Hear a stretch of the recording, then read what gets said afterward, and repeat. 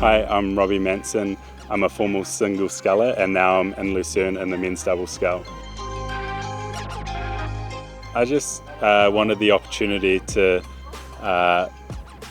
prove myself and see how the single is in a lot of ways considered the hardest event because you're all on your own. So the opportunity to do that and also to prove myself in my own right as a sculler. So that was a really cool opportunity and something that I wanted to pursue. When it's going well, it's awesome. When it's not, it's really hard. It was actually my first international race in the single in Poznan when I broke the world record. And for me, that race was just one where everything went right. And I thought, oh well, how is the single so easy? And then after that, I found that it wasn't. I was just in really good shape. I wasn't going out to beat the world record.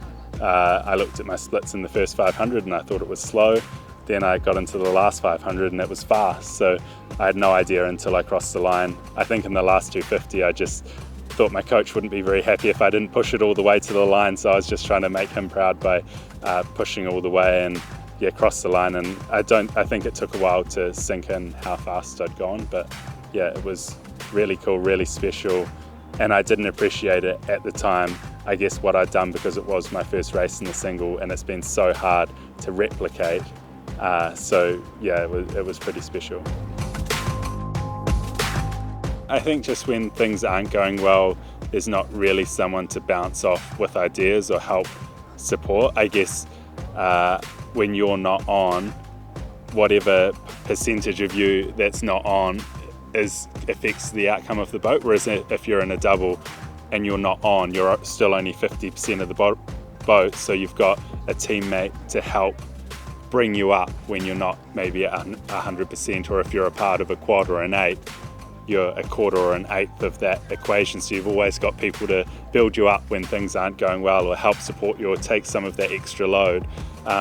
So there's that team aspect. I think that's one of the things that I loved about the single going into it, is it is all on you. But then that's why I say when it's not going well, it's really hard because it makes such a big difference to the boat when you're not 100% on. It's a roller coaster and you've just got to ride it. Sometimes it just takes time if you're a bit flat or something's not going right, not overthinking it. I had some regattas where things maybe weren't going well. I think in Sarasota I'd been out of the boat for a couple of months with a rib stress injury before getting there, and to make the final for me was a really good achievement, but everyone expected me to be a lot faster than I was. But in context that was actually really good, but it was still a really hard time. So I think one of the days before the final I just went with my mum and granddad who came to watch. We went to the beach, I went for a swim. I just tried to get away from rowing and switch off so I wasn't overthinking it, just to kind of relax, and then I guess it is what it is. So by stressing about it, you can't really change it.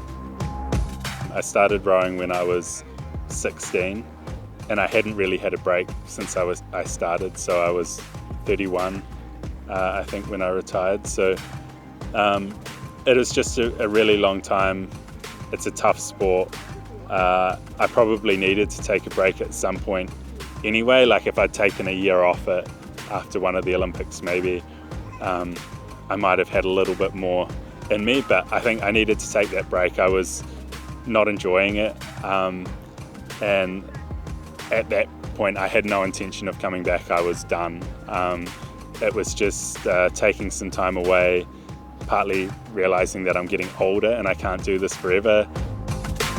Straight after finishing rowing, I worked with horses, so as a bit of a stable hand, but with a top show jumper in New Zealand. So she's an Olympic show jumper, and that's something that I did when I was younger, was ride horses. So it was kind of in some ways living out a different childhood dream of working with horses, so that was really cool. And I did that for 6 months. Then I got into personal training and coaching, so lots of different things, and I've just not always been sure of what I'm doing, but it's all worked out in the end anyway.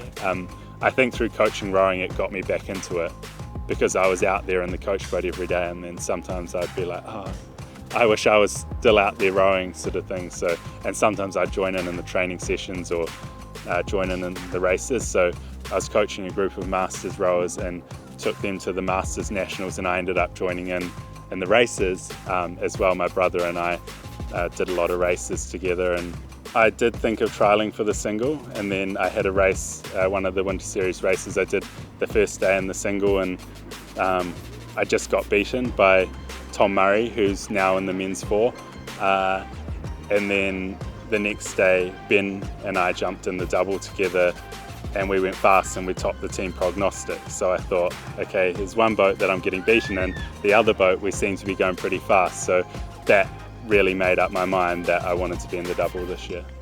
Yeah, well, the goal for this year is to qualify the double for the Paris Olympics. So yeah, if we do that this year, then it's job done. And Ben and I had rowed together, I think, 10 times before we came to Europe a week ago. So it's a very new combination. It's his first international regatta. It's my first international regatta in 4 years, having had a few years out. So yeah, I think we've got a lot to build on, and this is a really good starting point. But if we can qualify the double this year for Paris, then that'd be awesome.